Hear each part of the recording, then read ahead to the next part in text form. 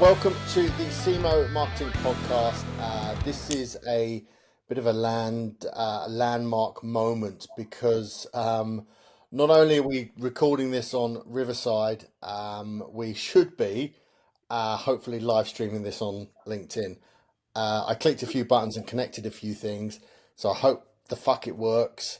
If it doesn't, we're not live streaming to anyone, so it doesn't matter. But if we are, then great, so on and so forth. Right. So my name's Simon Dell. I am the CEO of Cemoh. We are Australia's largest fractional CMO network. We do fractional CMOs. We do lots of other fractional marketing people as well. If you want to know what fractional means, Google it. If you want to find out more about us, cemoh.com. That's CEMOH.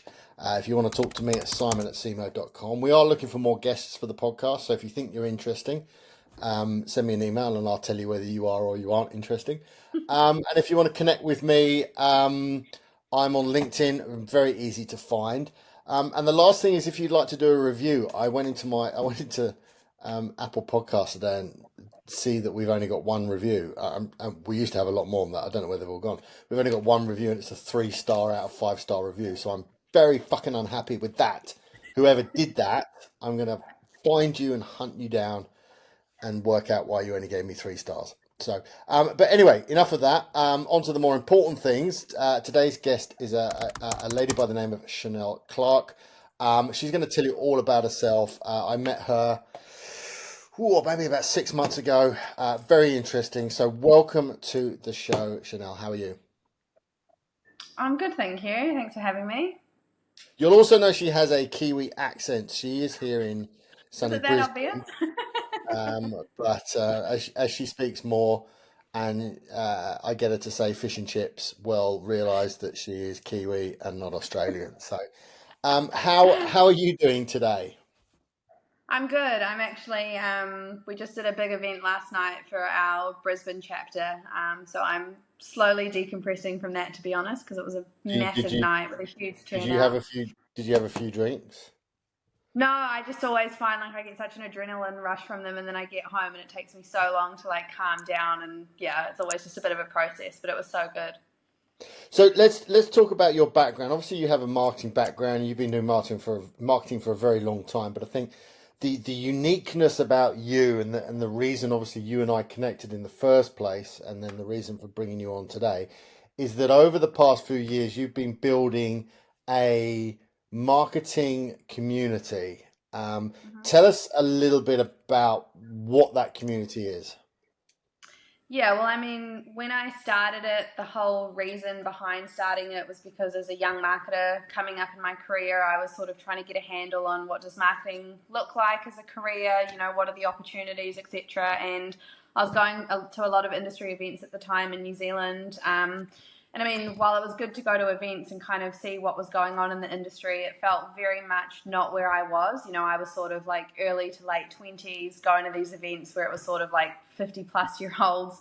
No one really wanted to talk to the excited blonde girl in the room. Everyone, already had their careers panned out. So I just felt a little bit lost. And then I thought, if there was something to exist more for like my demographic or, that whole sort of what do I do next? What would that look like? And it was interesting because I sat on the idea for a year because everyone said that no one joins things in New Zealand. We're not commonly known as community people. We prefer to DIY and not ask for help. So I was like, oh, damn, maybe I don't do the thing. And then I remember I spoke at an event once and I thought, screw it. If I announce to a whole room of people that I'm doing the thing, then I have to actually go and do the thing. And at that point, it was literally just supposed to be a Slack community. I thought maybe we'd get 20 to 30 marketers, meet up for coffee once a month, trauma bond over all the things that we do, and that'd be it, game over. And then in the first week, we had like 180 people join, and I was like, oh shit, this is already bigger than I thought it was going to be. So they And called you out on your bullshit like within a week, and pretty then all of a much, sudden yeah, you've suddenly found yourself with a new child that you've got to look after.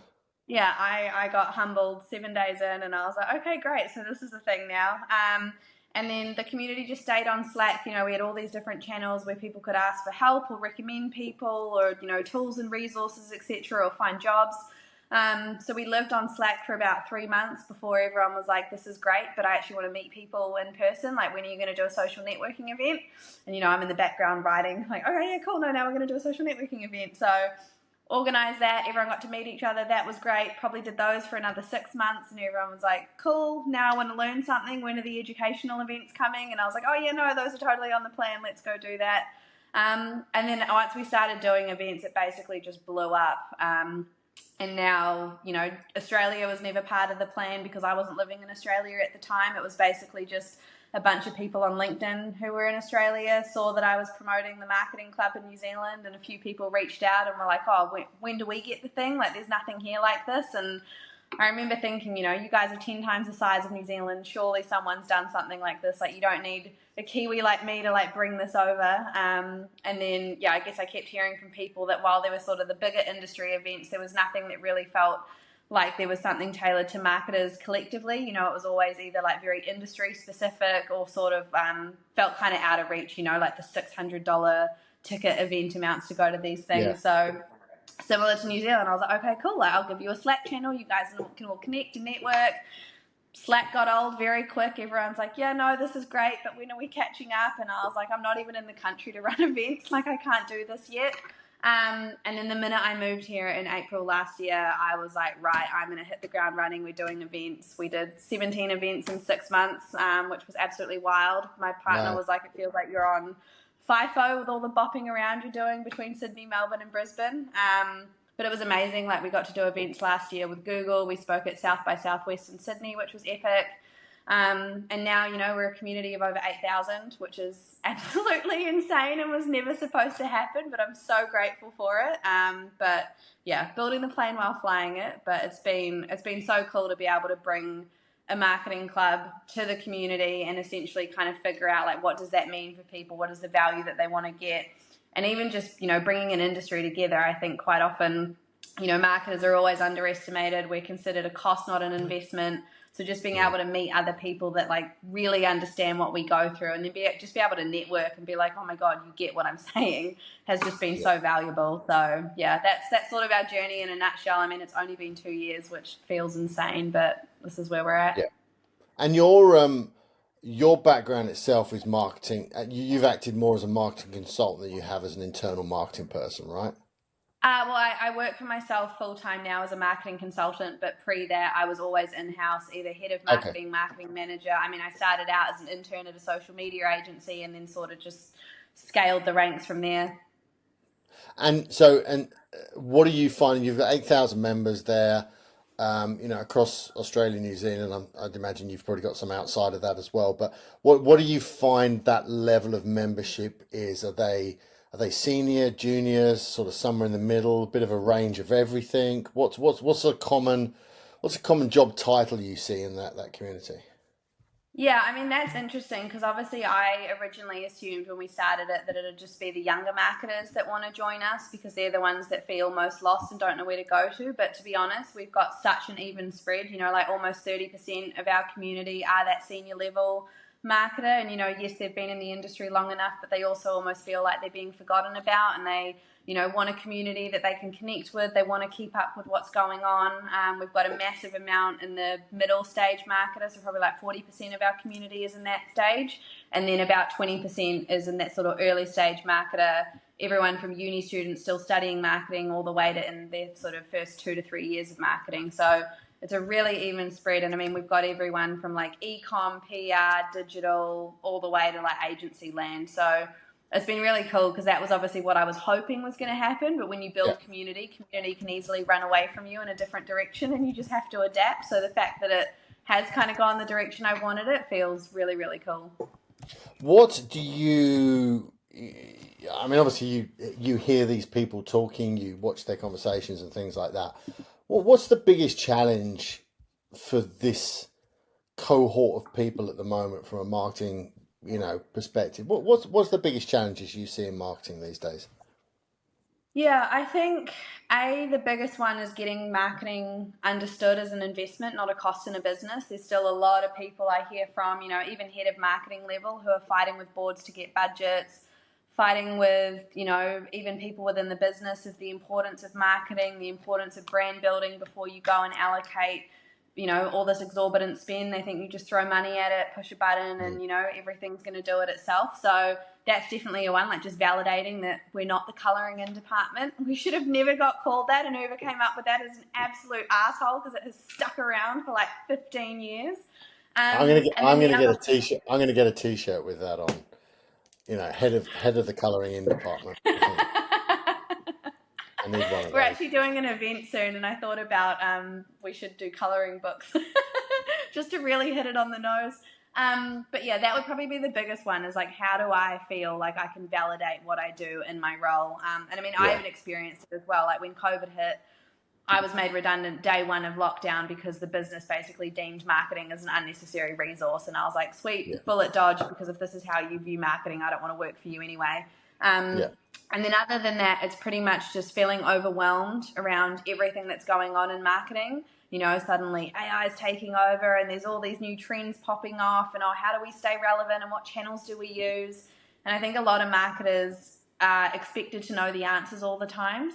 And when you're so in the weeds of doing all the work, it's impossible to stay connected with all the different trends and insights and updates, etc. So just figuring out how do you kind of demystify what's actually happening in the industry, and then who can you talk to that can give actual tangible advice. Because when I was going to a lot of industry events in New Zealand, it'd be great to hear from the CMO of some company around how their $20 million marketing campaign worked. And it was yeah, aspirational and inspirational, but I'm like, yeah, sure, if you give me $20 million, I'd probably do a pretty kick-ass marketing campaign too. But that's not the reality. I've got a 20K yeah, marketing budget to split across 12 months. Like, I need to know real world things that I can do right now. So a lot of the events that we do, it's not like we try and get the big speakers that everyone's heard of, because it's not really tangible. We want to get like the real life humans that are in the weeds doing the thing that can actually give those tangible takeaways. yeah. It's funny. You kind of often compare it to like a football match, and you go, if I'm Pep managing Manchester City, and I've got, I can drop $100 million on players every year, then, I'm going to have a good football team. But the reality of those marketing managers out there are, they've got, you know, questionable players, small budgets, Mm-hmm. and sort of looking at that, then what do you see as the most effective? What do you see as the most effective marketing channel? Because everybody would, everyone talks about social media and things like that, but when you sit down with a client, where do you see the sort of best opportunities or maybe the quickest wins are? Yeah, I think while there's definitely a place for social, because it is an easier channel. Like, you can do so much on social organically without doing anything paid, which is so advantageous, right? Because you can target people who aren't even like anywhere near you. But I think for me, when I talk to clients, if it's quick wins that they're after, and everyone wants quick wins, but they want to know what's working. I always look into, Google paid stuff, because it's very easy to track. You can obviously see, cost per click, ROI, etc. And then also just brand building activities. Like, I feel like the world has forgotten that, you're trying to market to humans who actually enjoy real life experiences. So whether it's putting your brand on a billboard or running an event or building a community, giving people experiences is what humans remember, because we're emotional Yeah, creatures that want to connect. And that is what I see, like brands who are going big right now, they're building experiences before they do anything else. And I mean, you yeah. build an experience, again, all of that goes on social. So it's like you're kind of you're doing everything all at once. And I think that's what works really well. How do you build an experience if you are what I would describe as a boring brand? I mean, it's great if you're a fashion brand, or you're a retail brand, or you're food, or whatever it is. Doing something with that is it's not easy. I mean, you still have to, ideas are slightly easier to come by. If you're an accountant, Mm. creating experiences for accountants is not, is not easy. How do they do that kind of thing? How do you do that with boring brands? I mean, I think, to be honest, like every brand has a story to tell. Like I've had some finance or, accountant clients, and the first thing I say is, rather than spending all this money doing these Google ads and pushing what you sell, like actually show people what you do and tell the story. So, for example, could you have an event at your office or at a different venue and educate people on like, why do you need an accountant? What can we help with? What do you need to be set up with, etc. So it's more around education and showing rather than telling people. And, at the same thing, then you can invite people who might be interested. It gives them a chance to network. You might get a speaker who talks about how using an accountant helps them build their business, whatever. And it's just like there's so many ways to create experiences, whether it's a boring company or something that's easy, that you can essentially show rather than tell. Because I think at the moment, like all of us are, borderline ADHD. Our attention span is so small these days. So it's like if you can show me something versus speaking at me, it feels like a lot more of an organic and authentic experience. Yeah, yeah. No, that's I look. I agree wholeheartedly that that experience is such a cornerstone of any marketing strategy, and plan. It's very easy to drag someone into the office and say, "Hey, we want to post on LinkedIn." It's a lot harder to drag someone in the office and go, "Hey, we want to create this one-to-one experience or this one-to-group experience where we can Mm-hmm. engage directly with our customers." That often people get scared of that. There's a lot more thought involved. There's a lot, there's a lot more chance of failure and things like that. But I think if you as a business owner can actually stand physically in front of a room full of 20 prospects Mm-hmm. and talk to them in a way that is engaging and entertaining and Mm-hmm. educational, um, that's going to go much, much further than throwing money into, social media, pay per click, and all those kind of things. Those things work, and I say, yeah, I'm not saying don't do them, but I'm saying Mm. as a cornerstone of business is to you know see how you can get yourself physically in a room with your target Mm. market.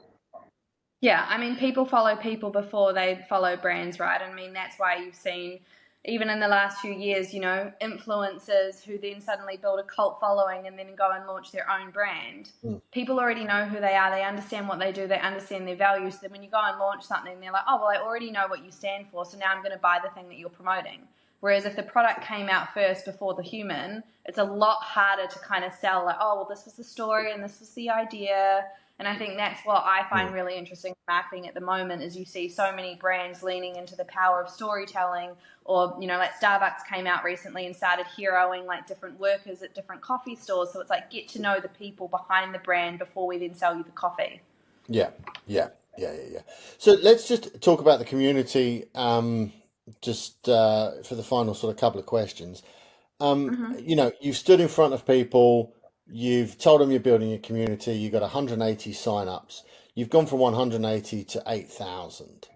What are some of the things, if you're going to build a community, if someone's going to build a community out of there, are there sort of two or three rules that you would say that this is what a community needs to do, it needs to look like, otherwise it's gonna fail? Are there things that you sit there and go, I have to do these things every week in order to nurture that community?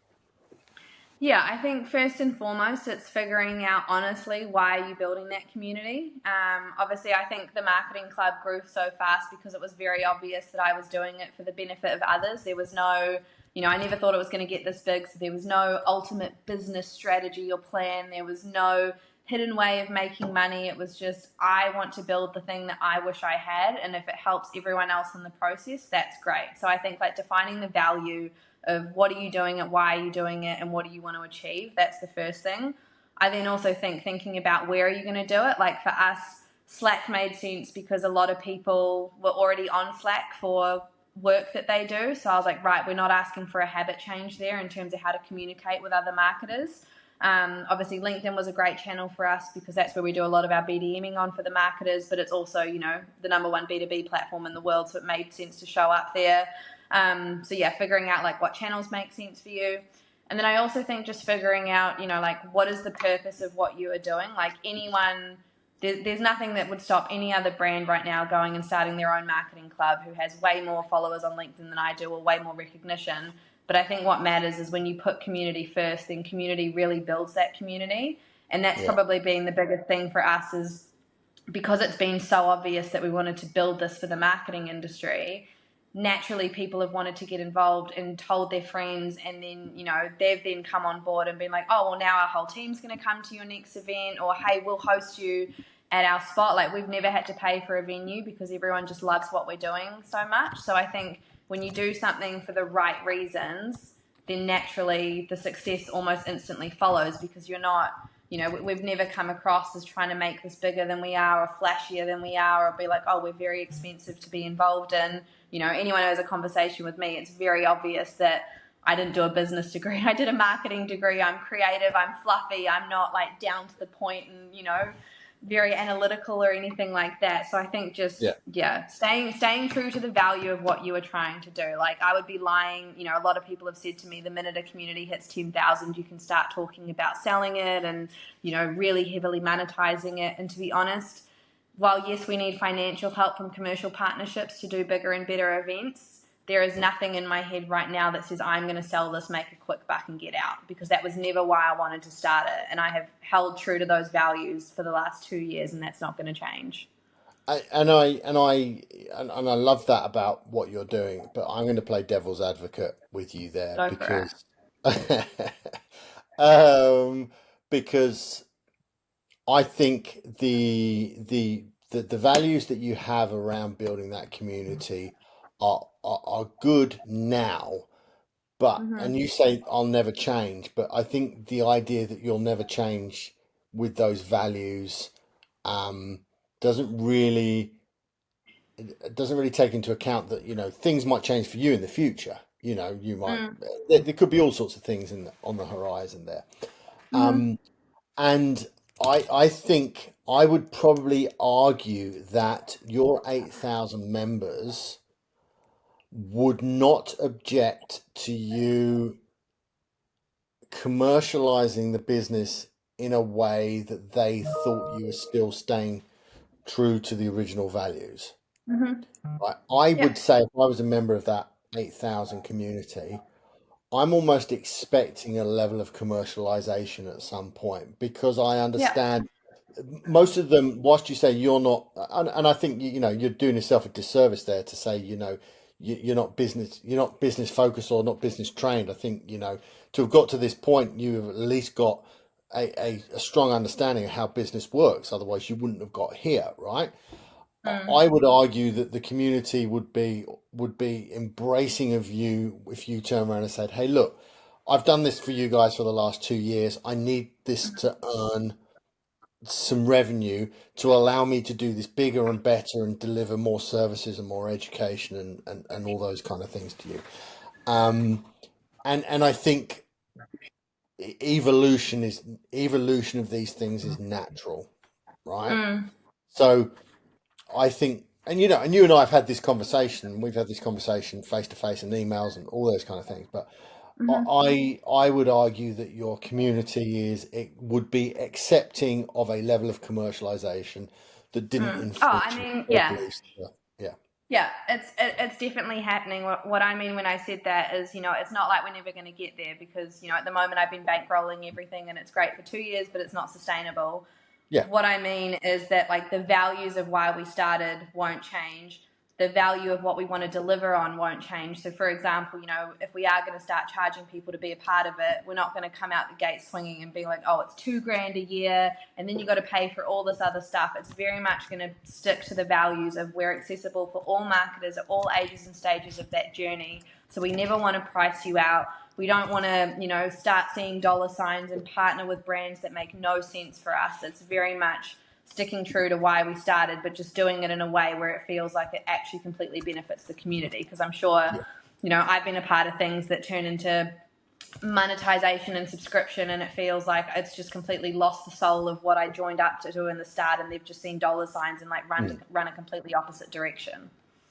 yeah. Look, I mean, I completely understand that it's a fine line. It's a very fine Mm. line between running a community that then drains you both emotionally and financially, versus flipping it over, flipping the switch, and you get great benefits from it, you great money from it, but you lose some sort of element of the soul of the business. And I think there's been plenty of examples over that. I mean, one of the ones that I think has successfully maintained its integrity to a degree, and I would argue there's probably many people that would argue against what I'm about to say here, but would be Reddit, and how Reddit has managed to maintain a certain level of values and brand beliefs, even as it's grown and grown and grown, and then I think IPO'd on the US stock exchange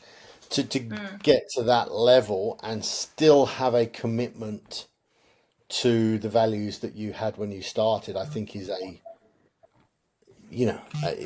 just extremely tough challenge, and if you do it, then fantastic. So I don't I Yeah. don't envy your position, and I think I mean, it's all goals, right? That's my North Star mm, metric. If I hit it, I hit it. If there's some compromises along the way, it is what it is. But at the moment, I'm like, that's the plan. I'm going to try stick to it as much as I can and just see what happens. But okay, look, last question while the dogs are going nuts in the background. What if people want to join the community, or if people want to talk to you? What's the best way of doing that? How can they reach out to you? LinkedIn, Okay, I'm on there all day, every day. So just, I mean, website coming soon, but LinkedIn right now.